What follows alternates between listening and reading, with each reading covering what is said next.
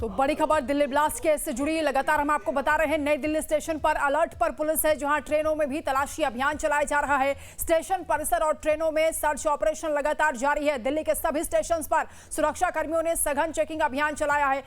लगभग सभी public places पर भी इसी तरीके से सघन चेकिंग चल रही है। सीसीटीवी फुटेज भी खंगाले जा रहे हैं और दिल्ली ब्लास्ट केस को लेकर जम्मू कश्मीर तक भी इस पूरे मामले में छानबीन की जा रही है, तलाशी ली जा रही है।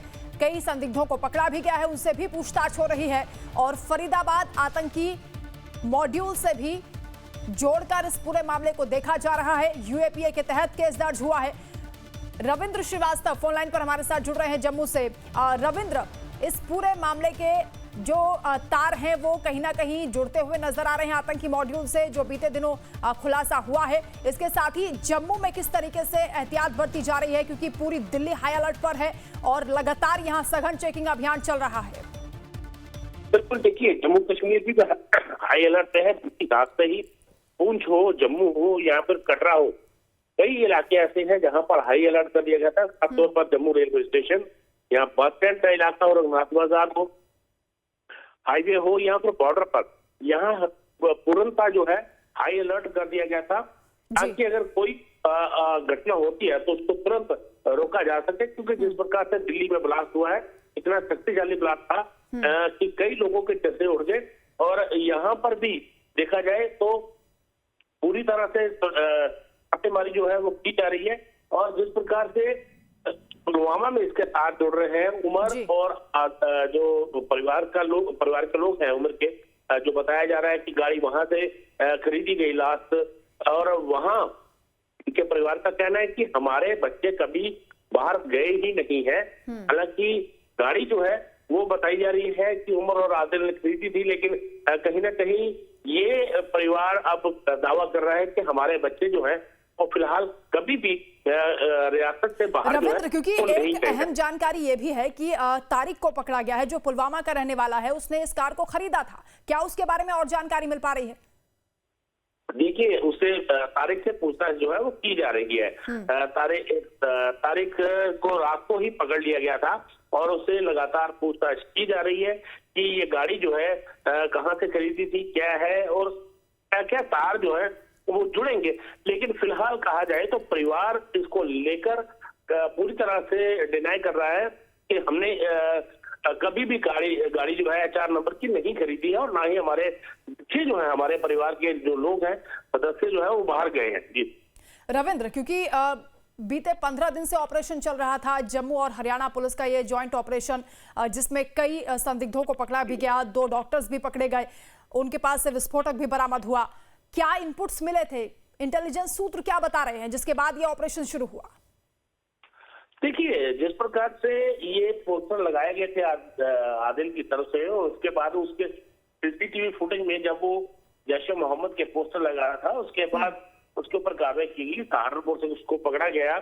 और उसी के बाद जो डॉक्टर मुजम्मिल है उसका पता चला, और उसके खुलासों के बाद ये सारे तार जो है कहीं ना कहीं कड़ियां जो है वो लगातार जुड़ रही। सहारनपुर से आदिल को गिरफ्तार किया, फिर डॉक्टर मुजम्मिल जो है उनका फरीदाबाद में जो जिस कॉलेज में वो पढ़ाते थे, मेडिकल कॉलेज में, वहां पर छापेमारी की गई। वहां से 300 किलो के करीब जो है अमोनिया नाइट्रेट जो है वो बरामद किया गया, और साथ ही में जो हथियार है, जो एम्युनिशन है, वो भी वहां पे बरामद हुआ। तो ये सारी कड़ियां जो है, जिस प्रकार से कल फिर दिल्ली में ब्लास्ट हुआ, इसकी सारी कड़ियां जोड़ के देखी जा रही है कि आखिरकार क्या वजह थी और कहां कहां इनके तार जो है वो जुड़े हुए हैं। हालांकि आदिल के जो घर पर अलमीरा थी, लॉकर था, उसके अंदर भी AK-47 जो है वो बरामद की गई थी। तो ये दर्शाता है कि पाकिस्तान की तरफ से लगातार कोशिशें यही की जा रही है कि किसी भी तरीके से घाटी को और देश को चलाया जा सके। इतनी बड़ी साजिश जो थी वो की जा रही थी। 300 किलो के करीब जो है अमोनिया नाइट्रेट जो है वो बरामद किया गया। अगर ये साजिश पे कामयाब हो जाते तो देश को बहुत बड़ा नुकसान जो है वो देखने को मिल सकता था। लेकिन फिलहाल कहा जाए, दिल्ली धमाकों के तार जो है वो पुलवामा से जुड़ रहे हैं। वहां लगातार ताबड़तोड़ छापेमारी जो है की जा रही है, कुछ लोगों से पूछताछ भी की जा रही है।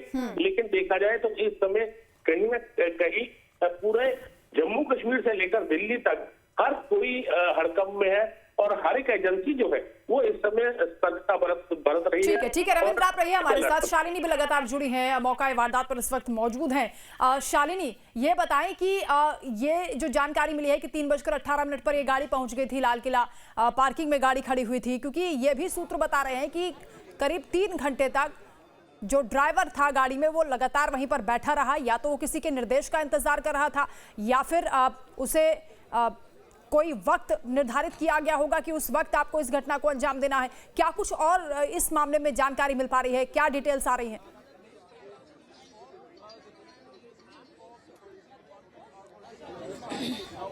आप बिल्कुल देखिए, बदरपुर बॉर्डर से उस गाड़ी की एंट्री हुई थी लाल किला के पार्किंग में, और ये पार्किंग ठीक मेरे पीछे यहाँ से थोड़ी ही दूर पर है लाल किले का पार्किंग। और वहाँ 3:18 पर जो वो शख्स है जो I-20 कार ड्राइव कर रहा था, उसने 3:18 पर इस गाड़ी को यहाँ पर पार्क किया था और उसके बाद 6:52 पर यह घटना हुई थी। करीबन 3-3.5 घंटे तक वो उस गाड़ी में बैठा हुआ था। और जैसा आप कह रही हैं कि वो क्या किसी इंफॉर्मेशन का इंतजार कर रहा है, बिल्कुल हो सकता है कि वो किसी ऐसे सूचना का इंतजार कर रहा हो कि इस समय ज्यादा भीड़ होगी, इस समय ज्यादा लोग वहां पर आसपास होंगे जिस वक्त इस घटना को अंजाम देना हो। ये सारी बातें जो हैं इस वक्त कही जा रही हैं और यहाँ पर जो हालात है वो कहीं ना कहीं कई सवाल खड़े करता है कि आखिर लोगों के खिलाफ कड़ी कार्रवाई करेगी और आतंकवाद को समर्थन करने वालों को इस देश में कोई जगह नहीं है। निश्चित रूप से सब लोगों ने उनका धिक्कार करना चाहिए और निरपराध लोगों की एक प्रकार से जो मृत्यु हुई है, मैं उनको श्रद्धांजलि अर्पित करता हूं और निश्चित रूप से जो दोषी होंगे उनके ऊपर कड़ी कार्रवाई। आज बैठक बोलवण्यात आलेली आहे कॅबिनेटची। Thank you sir.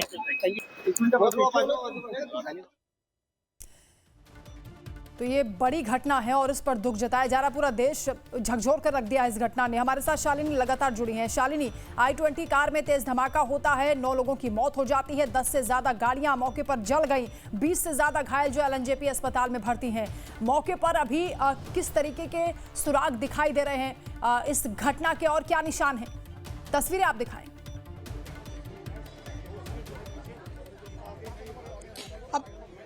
बिल्कुल देखिए वंदना, मैं आपको ग्राउंड जीरो से तस्वीरें दिखाती हूँ जहाँ हमारी मौजूदगी है। ये अब ये सामने आप देखेंगे, ये है लाल किला और इसके सामने ठीक सामने चांदनी चौक जो बाजार है वो पड़ता है। और उसके इधर अगर आप देखें तो दिगंबर जैन मंदिर है, बगल में गौरी शंकर का मंदिर है और सब बिल्कुल 100 मीटर की दूरी पर ही जो मेट्रो स्टेशन है लाल किले का गेट नंबर 1 वो वहाँ पर है जहाँ पर ये घटना हुई थी। अब आप देखिए इस पूरे रोड को फिलहाल जो है वो बंद कर दिया गया है, छावनी में इस पूरे इलाके को तब्दील कर दिया गया है। हम आपको ग्राउंड जीरो से तस्वीरें दिखा रहे हैं। अगर आप देखेंगे जिस वक्त ये घटना हुई तो जो विस्फोट हुआ उस वक्त जो सामान जो यहाँ पर तितर बितर जो है वो पूरी चीजें नजर आ रही है, क्योंकि घटना जिस वक्त ये हुआ उस वक्त वो आवाज इतनी तेज थी विस्फोट की कि लोग घबरा गए। जो लोग जहाँ खड़े थे वो वहां से भागने लगे अपने परिवार के साथ, जिसके साथ वो आए थे वो वहां उस घटनाक्रम से भागने की कोशिश करने लगे। कई लोगों के यहाँ पर चप्पल मौजूद है, बॉटल, जो जिस वक्त वो जिस अवस्था में वो थे उस अवस्था में उन्होंने वहां से भागना और खुद को बचाना सही समझा। और यहाँ पर घटना के स्थल पर यहाँ फिलहाल FSL की टीम, तमाम टीम जो है वो यहाँ पर मौजूद हैं और एक एक कड़ी को, एक एक सुराग को इकट्ठा करने की कोशिश की जा रही है। ये बिल्कुल शालिनी, मौके पर लगातार सैंपल्स इकट्ठे किए जा रहे हैं और इस घटना के सबूत अभी इधर उधर दिखाई भी दे रहे हैं। वो निशान जो चीख कर बता रहे हैं किस तरीके से धमाका हुआ और राजधानी दहल उठी। आप रहिएगा हमारे साथ, लौटेंगे आपके पास, क्योंकि दिल्ली NCR के अलावा जम्मू कश्मीर तक हाई अलर्ट है। मुंबई में भी सघन चेकिंग अभियान चल रहा है, वहां पर हमारे सहयोगी ने जायजा लिया है, तस्वीरें आपको दिखाएंगे। दिल्ली में हुए धमाके का असर ऐसा था कि मुंबई को भी हाई अलर्ट पर कर दिया गया। आपको बता दें कि कल रात से ही मुंबई में मुंबई पुलिस अलर्ट पर है, चाहे वो स्टेशन हो, सार्वजनिक जगहें हों मुंबई पुलिस लगातार अलर्ट पर है। भारी दस्ता जो है वो सार्वजनिक जगहों पर गश्त लगा रहा है।